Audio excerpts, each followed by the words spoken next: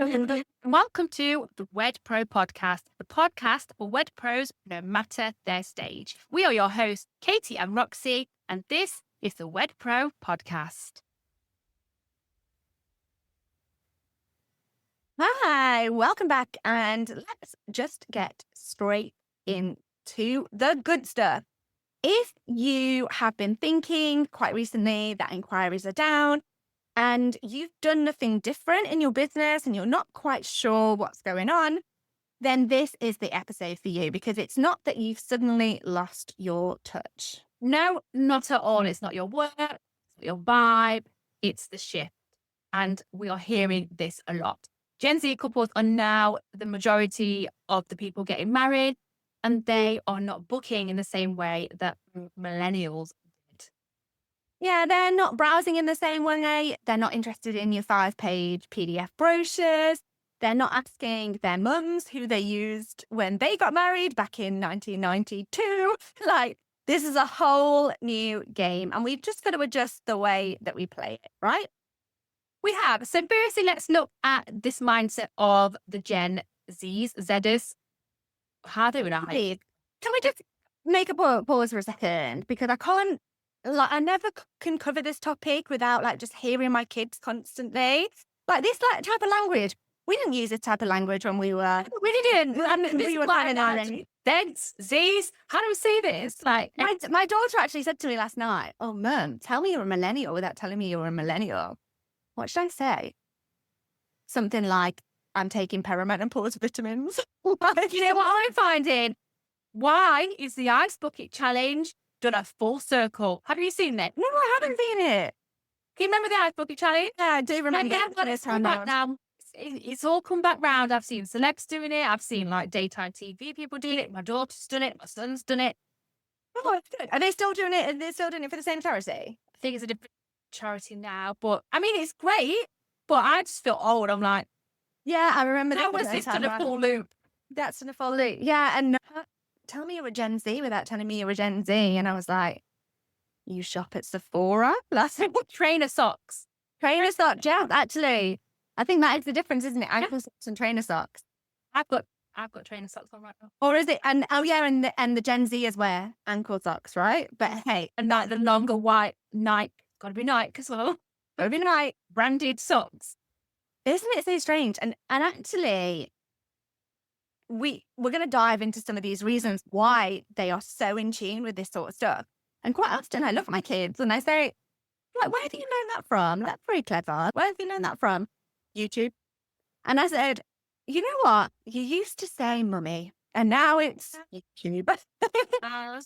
And this is the mindset of these newer generations. So let's look at the Gen Z mindset. So Gen Zs have grown up with Amazon Prime. Just imagine that as being a kid. Oh my God.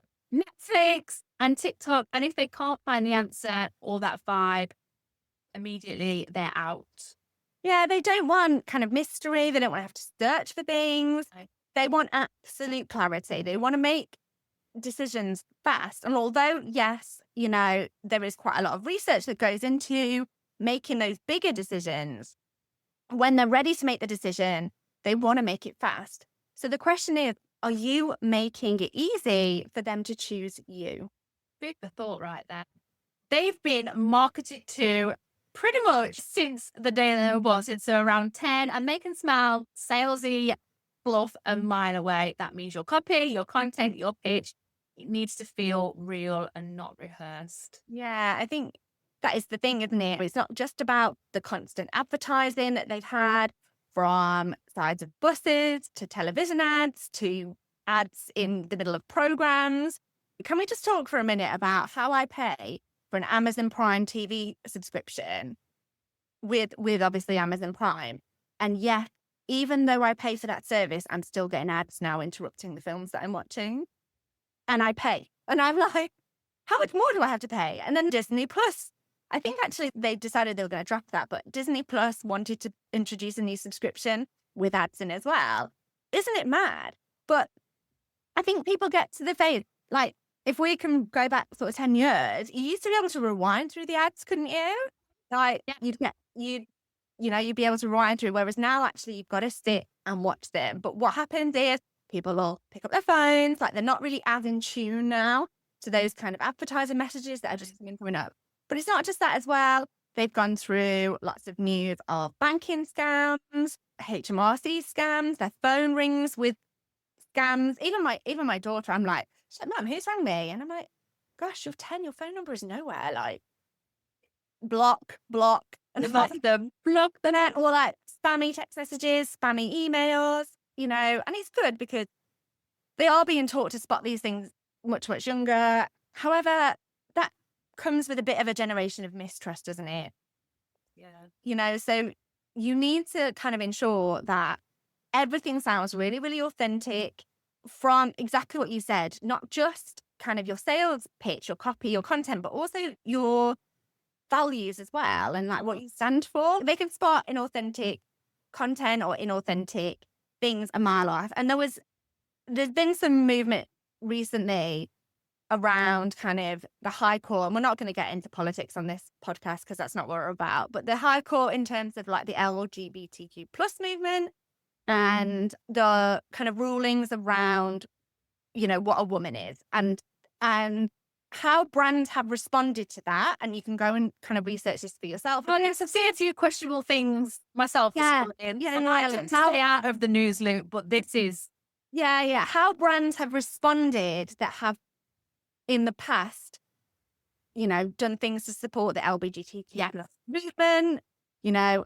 And we've been saying for a long time, it's not about putting a pride flag on your website and saying you're inclusive. But this generation of people are kind of in uproar about, and they can smell the crap. Like, let's just be honest. Like, and if you've got double standards in your business, you're inauthentic about the values that you hold, maybe your messaging is a little bit mismatched, they will spot it and they'll just move on. Like, you won't know about it. You don't know who's not inquiring, right? Yeah. So they'll just move on and find somebody else. So these things just need to be really sharp and tightened up, and for you to just really understand the mindset of these people. They're very intelligent. They can find information at the tips of their fingers. They are the most researched, you know, generation out there. They've got access to information all day, every day. And that's a wonderful, wonderful thing. But it also means they've got a lot of choice as well. So if you want to stand out, you need to be making that great first impression, don't you? And that in first impression, and actually we're working with a client at the minute, and this is something that I've spotted on a couple of people's kind of things, is that there's a lot of focus on kind of website, but not really actually realizing that people's first impressions of you now is probably not your website. It's Instagram or that TikTok video you popped on, or a friend has reposted your reel, and that's somebody's first impression of you now. It's not something thought out as maybe your brand or your website. It's that really fast content. Yeah, actually, we just need to just dial it up kind of 10%, because that's where that first impression is kind of happening now. It's not happening over on the website. And that's a really good point to actually point out. What to point out is that how and where these Gen Z are finding you. We've got to think outside the box here. And if you're looking dated, photos are looking a bit stiff, a bit 1990s. We just see it. I think a bit 2010s, to be honest. True. Yeah. If it's just that feeling awful, it just screams, then they are going to scroll past. You have to stop that scroll. Bold visuals, trending audios, stories that make them go, OMG, like, this is so me. And we're not saying these things to overwhelm you, but, and I say this to every person that I have a chat with, you're here to make money, to run a business, and you're doing all the things, and let's make sure we're doing them properly. Yeah, make sure you get right things. Yeah, it's really good that you say that, actually, because quite often it's not for nobody running a business is lazy, right? No, we're all working hard. We're all like in our business. We've got a lot of grit. We want our businesses to succeed. And it's not for the fact that you're not working hard. It's just sometimes your eye is on the wrong things, or your eye is on the right things, but we just need to tweak the way that we're doing them slightly. So yeah, that's a really good point there, Roxy, in terms of like, you're probably spending the time anyway. So let's make sure we focus on the right stuff. Yeah, make sure we're focusing on the things that are going to make that difference to you and your kind of... Going to make the money, honey. Yeah, you need to be also thinking about like how people are engaging with your brand now. It's not like it was. And, things are moving rapidly. Like, one of the biggest generational shifts was the invention of the internet, right? That absolutely changed the game in marketing, absolutely changed the game in way businesses can show up and connect with consumers. The next one was the invention of social media. Again, absolutely changed the marketing game. We've got more, we feel closer to the clients now. We feel closer to our audiences. We can engage, our audiences can engage with us and we can engage back. And that was the second one. We're about to go into the third one, which is AI and how that is going to then change the game for businesses and marketing. We're kind of on the cusp of that at the minute, aren't we? I would say don't be scared of abilities of AI. Yes, some things do need to catch up in terms of the regulations of it and how that's looked at. But I always look at AI like an assistant in my business. It's not there to replace me. It's not there to replace anything I'm doing, but it's there to just speed up some things for me or to look over some, maybe to spell check something for me. On the point, actually, it's a really good way to look at it because, it's all about what you feed into it, you're going to get out. So I actually try and talk to it like I would a member of staff, like how I would explain things to a person is the way you need Yeah. to with AI, isn't it? Yeah, because quite often it's like, do this, do that. Whereas actually, if you had an assistant on your team or a team member on your team, you would teach them about your brand values and you would teach them about your brand and your business and who you're trying to attract. You wouldn't just bring in a marketing person and say, Write me a social media post to promote my new product. Yeah, you wouldn't just do that. Or find 10 hashtags that are going to find my audience. You wouldn't do that. But to kind of get back to this topic in terms of like how people are finding you now, it has changed. Like, gosh, when my parents were in business, it was kind of yellow page ads and, networking events. And some of those things are still massive. Like networking events are still absolutely amazing when you do them right. But the way that networking events are run and what people want from a networking event has changed from the sort of 90s to now. Like, I don't even want to think about how many years that is. Like 30 odd, nearly 40 years, which is mental. And I'm back here remembering all that stuff. But we've moved on, and it's not, with the invention of Facebook and then the kind of like Instagram boom and then TikTok. And now as well, what I would say to people who are kind of looking towards the future and future pacing their business is to really be thinking about how AI is going to change the kind of game in terms of search and how, how that is going to impact your business in terms of search and marketing as well. But I think the other thing to kind of really consider is not just how that's affected businesses, but how that affects consumers and your couples in terms of them finding you. A lot of wedding suppliers assume that people have scheduled wedding planning time where they're sitting, and yes, they may do with their couple in their partnership with their partner in terms of, right, we've got to make some decisions about X, Y, and Z. But they're not searching for their suppliers in that way. They're not carving out time to research what's happening. Is they're finding you on the train in their journey to work. They're sat in bed at 11 o'clock at night, scrolling through their phone and doing a little bit of wedding planning on the go. You need to be thinking, would that make somebody stop mid-scroll while they're sat in bed at 10:30 at night? And if not, you need to rethink how you're showing up. 100%. They're not looking for corporate, they're looking for connection. And we did, didn't we? When we were looking at the trends, I think probably from 3 years ago. yeah, like way back when, like your people buy from people, and especially this generation. If you've ever had a couple say, we've just felt like you get us, that's what you need to bottle. I mean, wouldn't it be great if we could just bottle that and sell it? Yeah, I think That's your vibe that yeah. you go for sure. And that's it, really. You need to be showing up as you, not just the service or the product that you sell. Because here's the thing, right? Gen Z couples aren't just about hiring a florist or a celebrant. They're buying into a vibe, a story, and they're buying into you ultimately. And they want to see that you care about the same sorts of things as they care about. They're very conscious about likability in terms of their wedding suppliers and finding people that kind of match their vibe. And that's what they're buying into. So if your feed is, it might be really beautifully polished galleries, but then we've got no idea about what you sound like, what you believe in, what your values are, or what it's like to work with you, then you're not building connections. So they are not going to be able to connect with you. But there are ways that we can help with that, right? Yeah, like you want to be talking on stories, you want to be showing your face. Actually, we haven't done a good.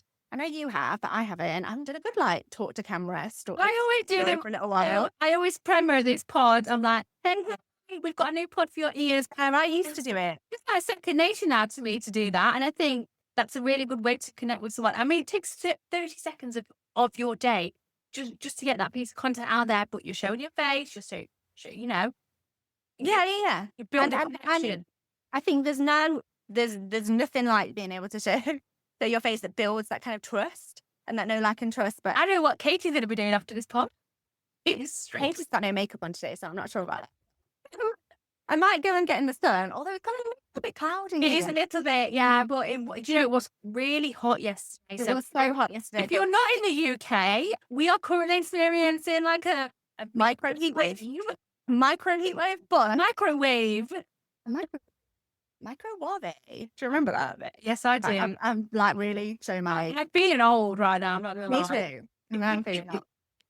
If the back pain and the menopause supplement were anything to go by, it's now that. But yeah, it's about talking on stories, showing your face, share some processes that you do. This generation aren't interested in perfect. They want real. And yes, that does not mean that, you should be putting shoddy work out there or pictures of, don't just put everything up. We do say be intentional when you're posting, post the types of weddings that you want. They want real. They want that experience of what it's going to be like to work with you, that experience of what your work really looks like. Yeah, like imperfect action is better than no action. For sure. Like, you can not just talk on stories, but also like if you're somebody that doesn't want to show your face for any particular reason, you can also talk over reels. So you can explain what's going on over your reels. That you could read out, you could share a reel that is like a testimonial from someone's wedding with some kind of pictures or little shots of video going around in the background. And then you could talk over that. You could talk about your experience of running that wedding or your experience of being at that wedding. And then things like that just add on that little bit of a layer of trust with this audience. And that goes a long way. It really does. Okay, let's talk about the one that everyone is waiting for. Let's talk about pricing and what works for Gen Zs. Okay, should pricing be on your website, Katie? We get asked this all the time. Yeah, we say yes, and research backs this up. Gen Z want transparency, and they don't want to email back and forth with you just to see whether you're in budget. And there are a few different ways you can do this. Isn't the Roxy? It doesn't just have to be lists and lists and lists of everything that you do. That's right. You don't have to list every option, but you can give a starting from price. That's a really good way to do it. Or a few key packages. If they're price shopping, they're going to price shop you anyway, like regardless. But this way, you're attracting the ones who already feel aligned to you and your business.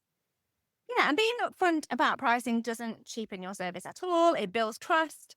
You don't need to put everything on there. You can have, like we said, a starting from price or a base kind of price. And it builds trust. And that's the currency that Gen Z care most about, trust. Yeah. But it is also important to state here, again, it's one of those things that wedding business owners do with the best of intentions, is that like when you're sending that sort of information over, yes, send them what they need, but don't overwhelm them with. And don't overwhelm them before as well. I was looking at a website yesterday and it was very, very, very overwhelming as to like what. We do a little bit of this and we also could do that. And then it was actually the call to actions. There was about like 15 different ways that that next step that they wanted you to do. It was like, and this and this and this. And I was like, wow, wow, I'm overwhelmed and I'm not even planning a wedding. But yeah, that's the thing. Keep it simple, structured, and ensure that you're being transparent with pricing, but also with the service that you're going to be delivering as well. Okay, let's quickly shout out one of our absolute fave tools, Flowdesk. Look, Honestly, if you've ever felt overwhelmed by email marketing or you've been putting it off because it feels and way too difficult, this is your moment. it is for sure. Flowdesk is beautifully designed and super ridiculously easy to use. It's drag and drop and then it's done. No ugly templates, no faffing with code or any of that. Like, none of And because Gen Z care about design and experience, your emails need to match that high-end modern vibe that your brand gives off. And Flowdesk does that effortlessly. That's exactly right. And if you want to check Flowdesk out, you can visit our link, which is in the show notes, and you can try it for free and get 50% off as well. That's half price for life.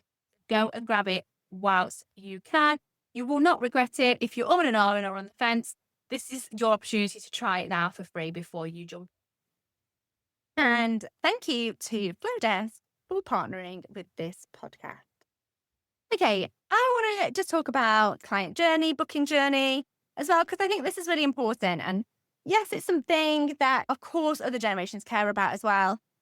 But this generation cares about this in a different kind of way. So the biggest drop-off point that Gen Z couples have when they kind of find you after that first click, if they love your vibe, oh my word, and this absolutely pins back to what I was just saying, if they love your vibe, but they cannot figure out what to do next, they are out. And this is one of those things that we have been banging on about forever. Like, you need to tell your end user what that next step is. You need to make it obvious. Clear links in the bio, online booking forms, a scheduler, starting price, a process they can visualize. Yeah, and I think don't be scared of like these other tools. These are the tools to bring into your tech as well.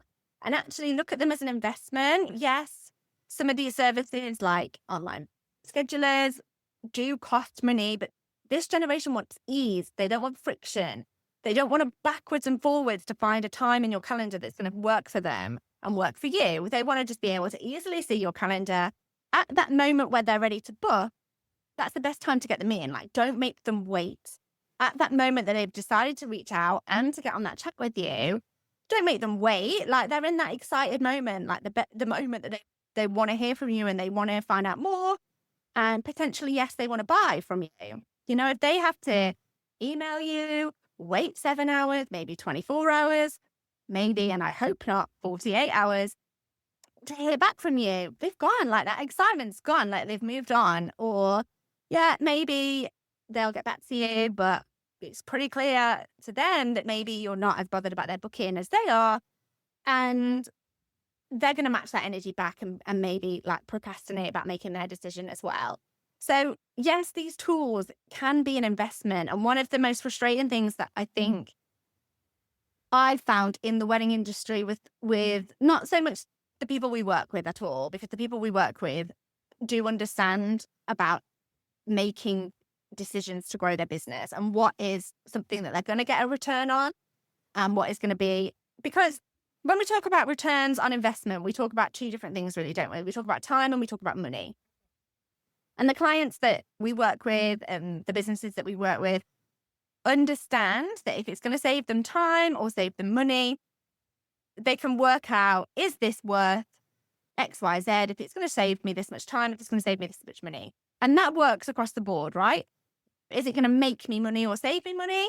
Is it going to save me time? And this works across the board where it's a book, podcast, a paid for podcast, a book that you're going to spend time reading, going and finding the answers for yourself on Google and trying trial and error. These are all things like you're investing time into those things.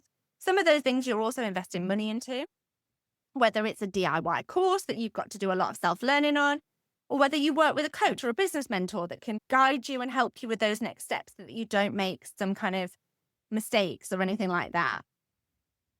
One of the things that I find with a lot of the businesses I work, that that are reaching out to us and want to work with us because something's sticking in their business and they can't quite figure it out. A lot of them, because they're not where they want to be, they sort of want to wait until they're at that point to invest, don't they? And it's like, oh, I've not got many bookings, or I've been doing this for Santa's sick. We had a conversation with somebody that had been doing this for a really, really long time. And in the long time that they've been doing it, they haven't had many bookings at all. And I think in kind of harsh truth there, you have to have a look and have a question about yourself as to like, what do you want? At some point, you've got to take a risk. And yes, take a measured risk, take like you're asking your couples to do, right? Take a measured risk. Go and research, go and look, go and read testimonials, go and ensure that this is somebody you really want to work with, or this is a book that you're going to spend, and this is, an investment. And I think people don't realize that they're already investing time, even if they're not paying for things. Every day that you're doing something for your business, you're investing time. And Gen Zers really value time massively.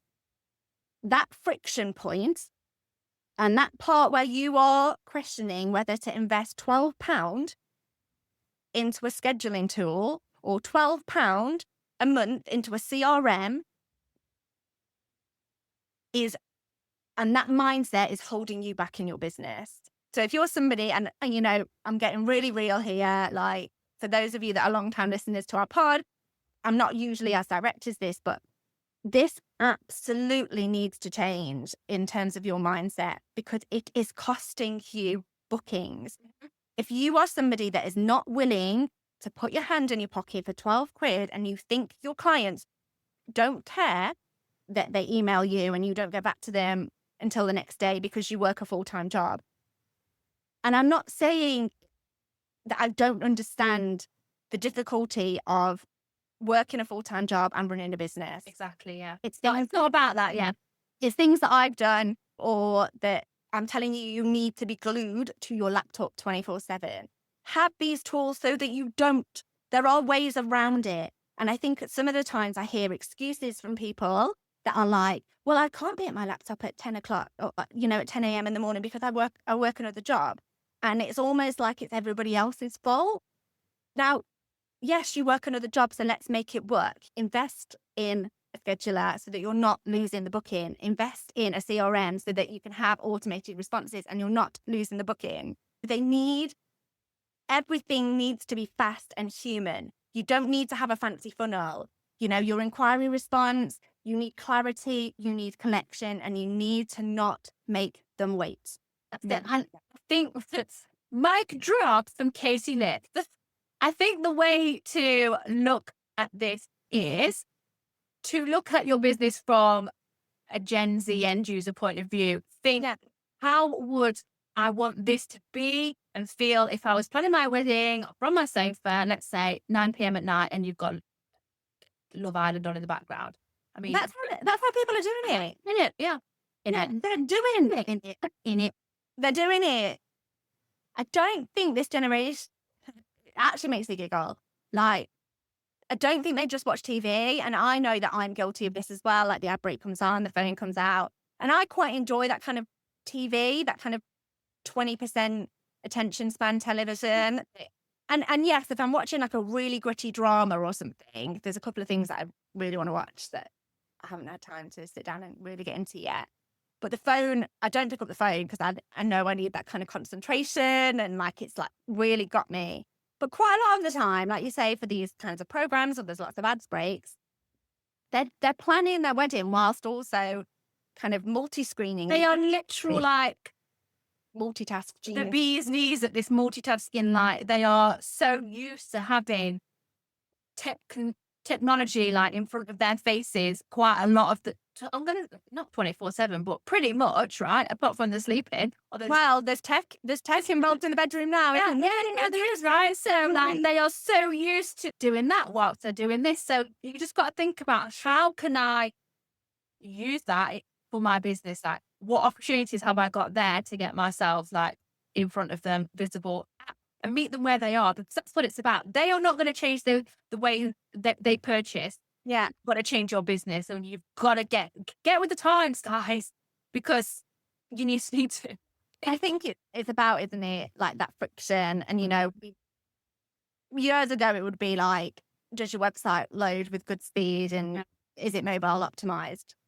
Well, now that's just freaking standard stuff, isn't it? Make sure that those things are tick. But actually, it goes beyond that now with the stuff we were saying there in terms of fast responses, ensuring that the process from start to finish, to get somebody on a call, to get this contract signed, for me to be at their wedding, how can I make it so seamless that if somebody is opening that contract at 9 o'clock at night, it's not a sticky point for them, like that they can smoothly work through that. I'm shocked though, because we had a contract through, didn't we? And I was like, what do I do with this? I can't sign it. Yeah. And these are these are the little friction points that could turn. And I mean, frustration, like people don't want to. No one getting their printer out, let's be honest. No. But also that what it's saying to people is when your processes are sticky and your processes create friction, or there is gaps in time for your clients and for your couples, they automatically think, and what they are thinking is, what's this going to be like on my wedding day?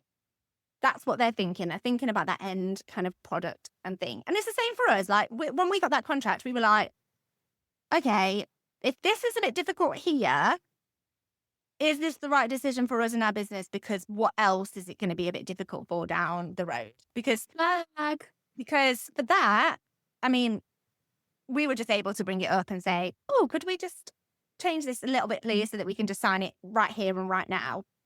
But maybe your couples aren't going to be comfortable enough to do that. That's not the couple's job, isn't that weird space of like that kind of, it's in that anyway. But couples getting married, they're not going to think, oh, I wonder if, it's just like what they don't need to point that stuff out to you. This is the stuff you need to be all over it and on top of. And that's what they're thinking. If you're creating friction, if you're slow to reply, if you're not giving them the information, if your stuff doesn't look good, if you're not showing up in the places that they're showing up, they are making assumptions about your business, and they're not good assumptions. So that brings us to the next thing as well. Gen Z trust what other people say about you way more than what you say about yourself. So you need to lean into this. Oh, yeah. And I actually saw this in our business just this last week, actually. One of our kind of younger clients, definitely Gen Z bracket, wanted to see some social proof from us.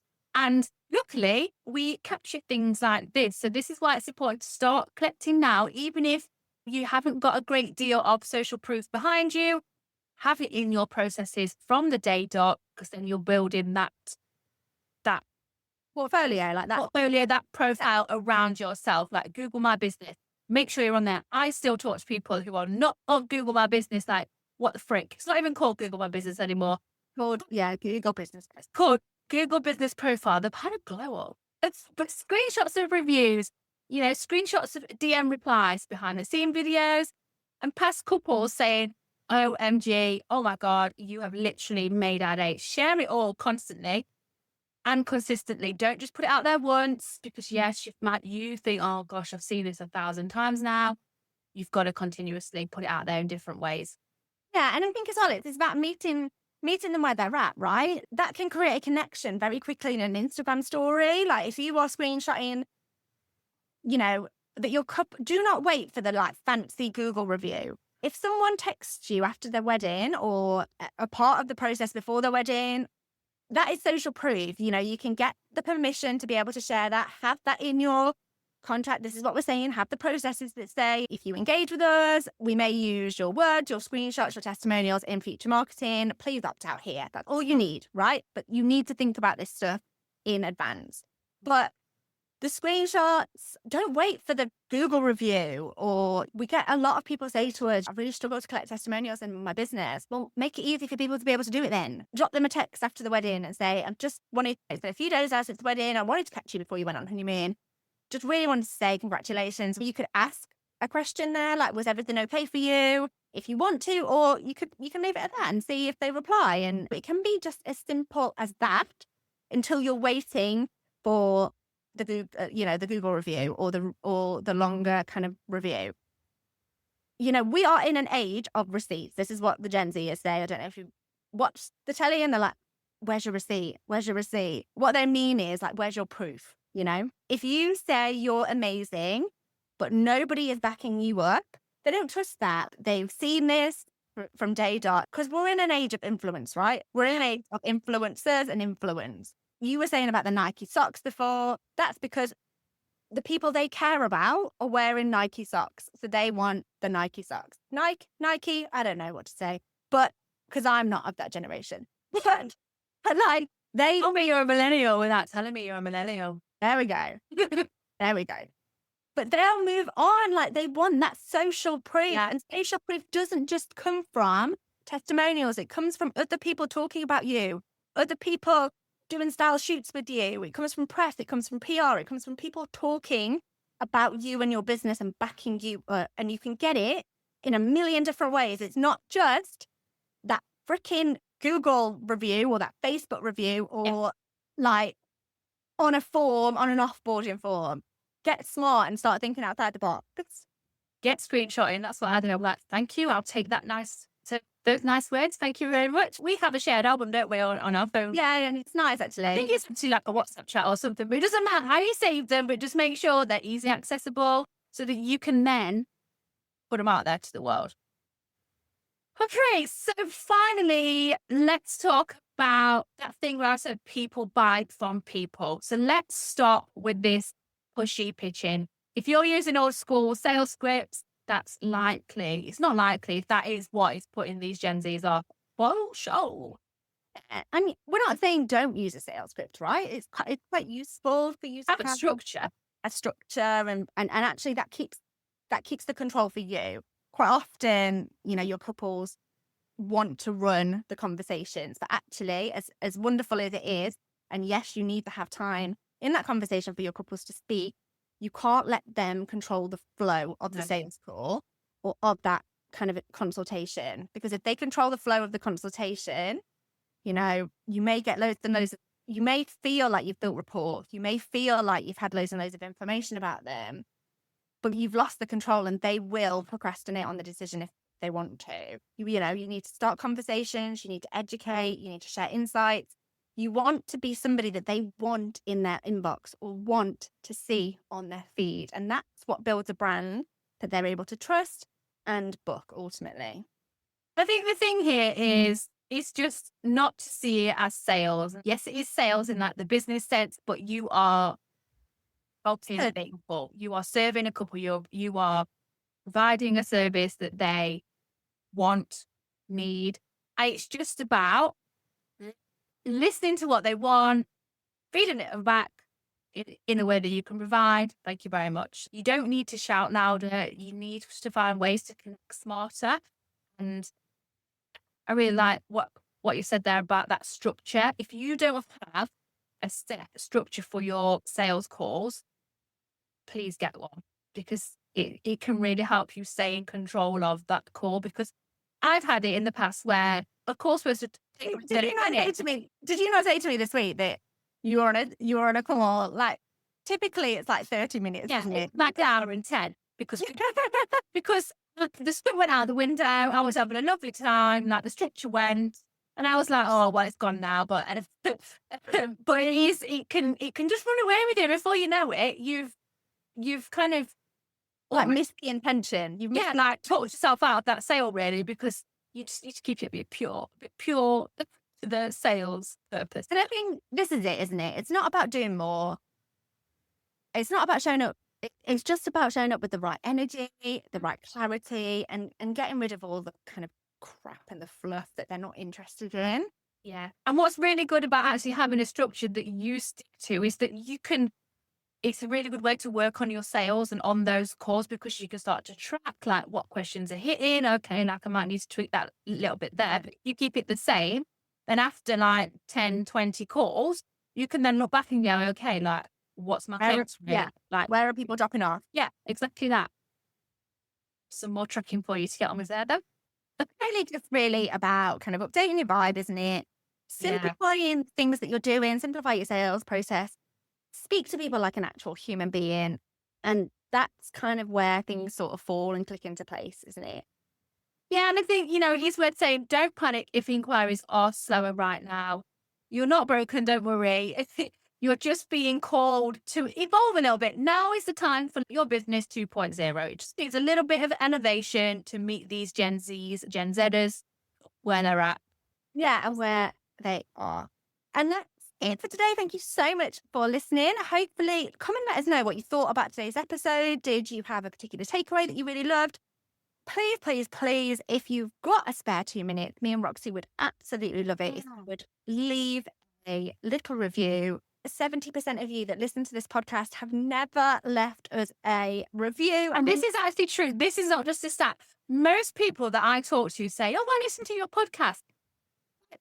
Okay, leave us a review, please. leave us a review, please. It helps so much for other people to be able to find this content and for us as well to continue doing this podcast and doing what we absolutely love. So yes, it is very much appreciated. But if you do have listened today and if you've taken away a takeaway, please do spend 2 minutes. It doesn't have to be lengthy or long. Writing us a quick little testimonial, and you never know, we might screenshot it and share it over on our stories. That is very true. Thanks so much for listening. We'll see you next time. Bye. See you on the next one. Bye. Thanks for listening to this episode of the Wed Pro podcast. Full transcribes of this episode, plus every other episode we have done, are available at www.theweddingbusinesshub.com/blogs. Thanks so much for listening. If you do have any questions about this episode or anything else at all, you can email us at info@theweddingbusinesshub.com. And if you are loving our episodes, which I know you are, make sure you hit the subscribe or follow button so you can stay updated with any new episodes that land. Look forward to seeing you on the next episode.